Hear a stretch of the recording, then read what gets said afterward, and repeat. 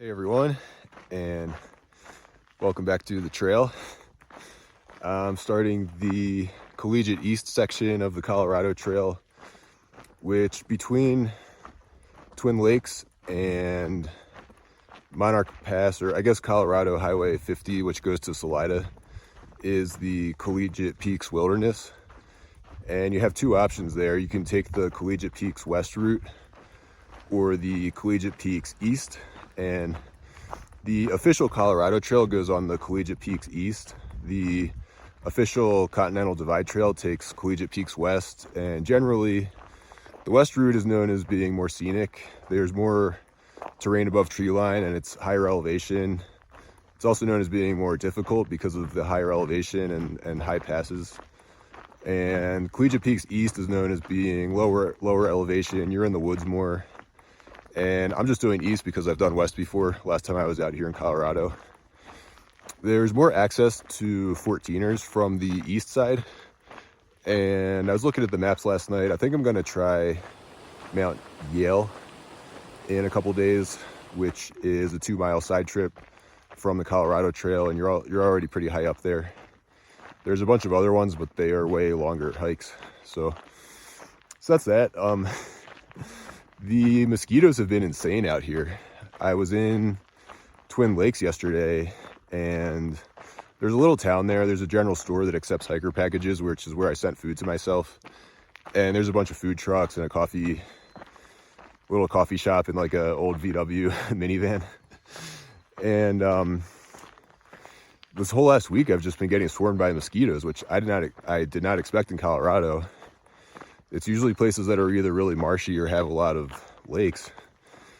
And I was thinking when I got down to Twin Lakes, the situation would be better, but it was actually just way worse. And I shout out to Al from the visitor center. He's lived in Twin Lakes for 24 years, and he said this is by far the worst mosquitoes he's ever seen.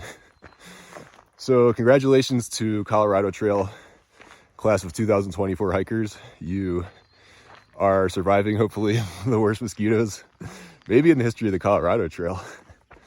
So every time it gets worse and worse, I think it's going to get better, but then it just keeps getting worse. And after I left Twin Lakes, there was a big fire detour, and I'm just walking through sagebrush, which is pretty dry, and usually there's no mosquitoes.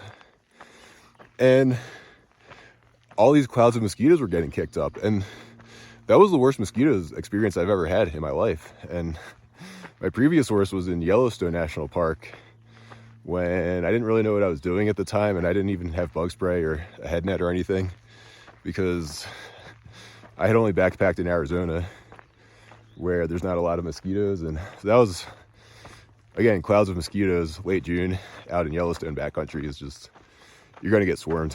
But this was even worse. So that was insane. And fortunately, I made it through this like sagebrush section, got back on the trail, and I was still getting swarms, but it wasn't as bad. So that's been the big challenge. The thunderstorms haven't really been too severe so far. The weather's definitely been on the warm side. It's going to get even warmer this weekend, probably in the mid 70s, around 10,000 feet is the forecast I saw. So that's pretty warm. But yeah, I'm hoping a couple days into this, the mosquitoes will die down. So that's that. And then the hiker appetite is definitely in full swing. I'm a couple weeks into this thing. That's really when the appetite starts to kick in. And I for sure underestimated how much food to bring from Leadville to Twin Lakes, which was about 3 days of hiking for me. And I finished all my food like the end of the third night, and I had to walk 4 miles without food to Twin Lakes, which was okay because there was lots of food there.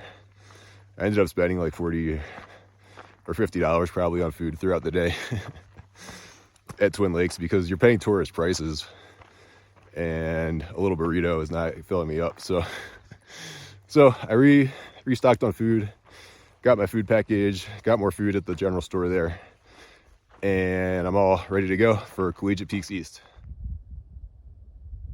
And just to add a little more color from my day yesterday in Twin Lakes, I had a really awesome day just hanging out with the other hikers on the trail.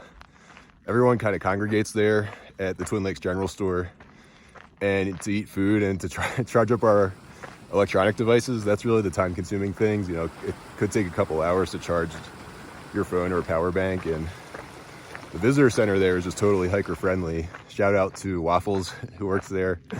She's a former thru hiker, and they just opened up the visitor center. They make all their power strips available to charge devices, and they're happy to have hikers hang out on the front porch, which is not always the case at businesses. There's a bunch of homeless looking people smelling bad and potentially scaring off visitors, I guess.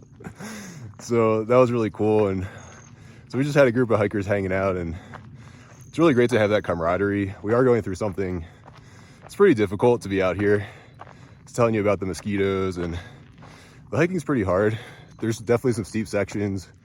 You're up at high elevation, and with the food and everything, there's a lot of physical discomfort involved. And to have a group of people who are going through the exact same thing as you, and these are total strangers, you know, who I've never met before. And shout out to Pops if you're watching this. She made a great point, which is like, yeah, we're probably never going to see each other again. But for those couple hours that we're hanging out, it's just, I'm just grateful to be around people and to talk to people, and then just to kind of make light of our situation and this hard thing that we're doing.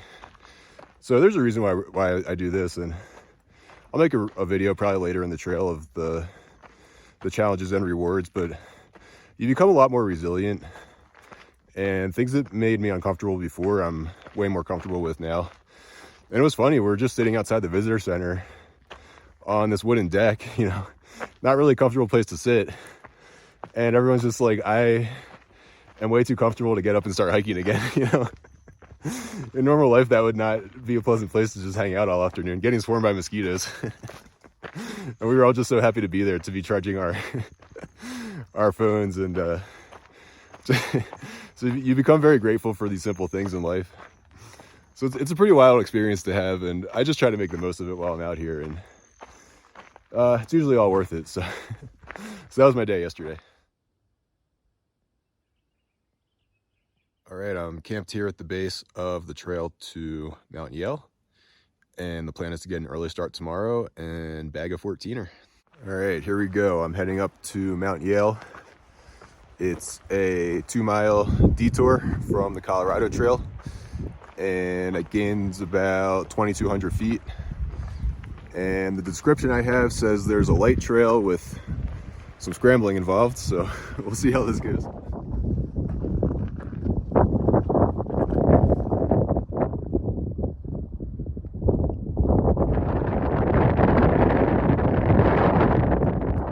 I'm bailing on my Mount Yale attempt. It's been pretty sketchy. There's a lot of loose rock, and I've only made it like 800 vertical feet, so it doesn't look like it's getting any easier. And being out here by myself, I'm gonna turn around and play it safe.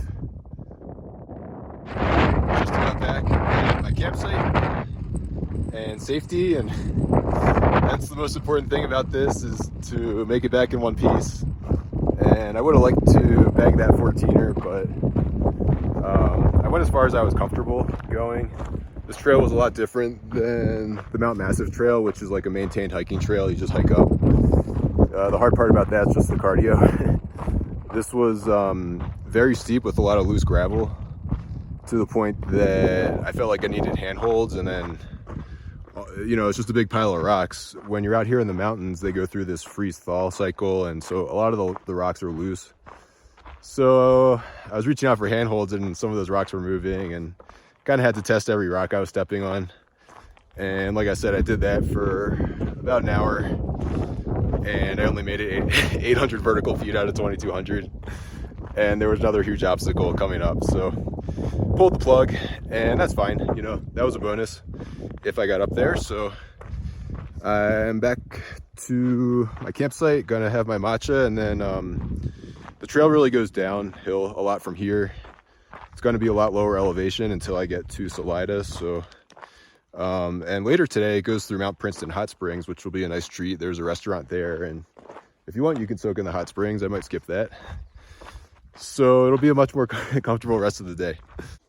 All right, I wanted to give you an update on how the food situation is going. And like I said in the first episode, I've prepared a lot of my own food for this trail. So the kale I showed you in the first episode, that has not been very appetizing, I guess. It's probably nutritious, but the other vegetables I dehydrated were kind of like a coleslaw mix. I basically grated up a bunch of carrots and beets and cabbage in a food processor and dehydrated that. And that has turned out really good. The carrots are really sweet and it looks really cool. The beets are really tasty. So if I did this again, I would skip the kale. The kale is kind of nice to add to some of the chili and other dinners that I made. But so that's that. And then I had my first failure, which was the salad dressing that I told you about. I blended up olive oil with garlic and ginger, and the garlic and ginger appeared to be growing something. There was some like red spots on that. So I've been tossing those, and then I picked up just a little bottle of this is coconut oil. It somehow is liquid coconut oil. I don't know what they did to it to make it liquid, because usually it's like semi-solid, but I've been adding that as a salad dressing. And then I got this little spice thing, so it's a souvlaki seasoning.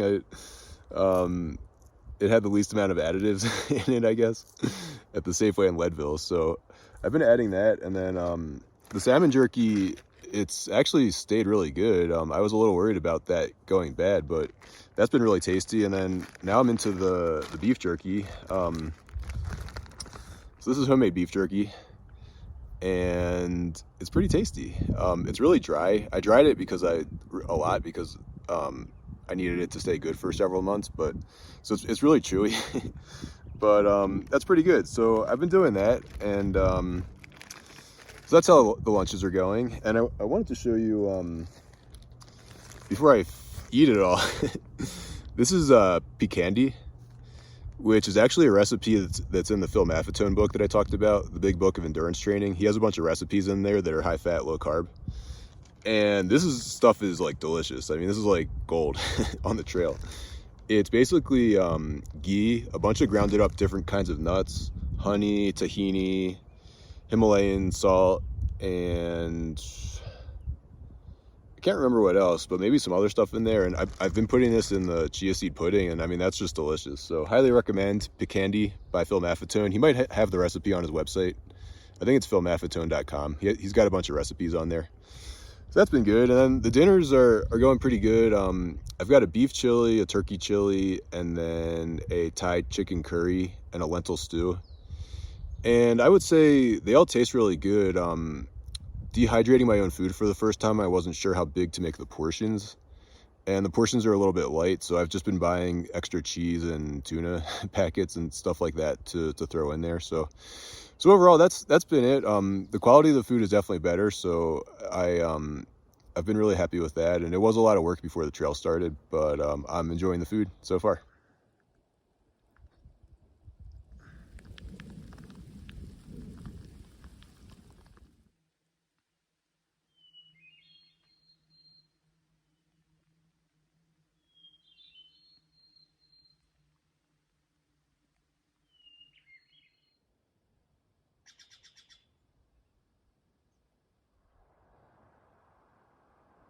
All right, I am almost to Colorado Highway 50, which is where I'm hitchhiking into Salida and taking a much needed rest day. I'm going to spend 2 nights there and take what's called a 0 day, which is hiking 0 miles. So that'll be tomorrow for me, and just get a lot of rest. It's been a long stretch since I was in Leadville, which was the last place I stayed inside and did laundry and stuff. So I definitely need that. The Collegiate East, I would say, kind of lived up to the expectations. It's definitely not as scenic as the Collegiate West. You're in the trees most of the time. The entire trail is below tree line.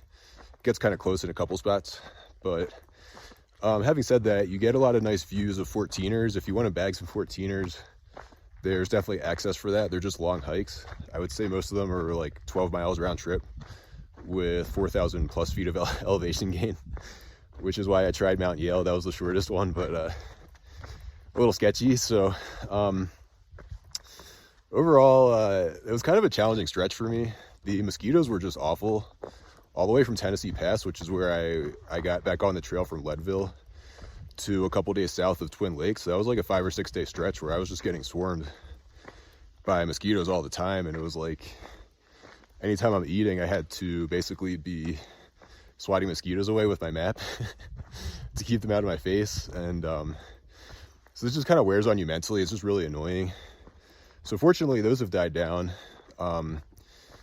It seems like the monsoons are starting to pick up though. So the first day that I didn't have mosquitoes to deal with, it rained a lot, and I ended up getting pretty cold because I guess I didn't take the rain seriously enough.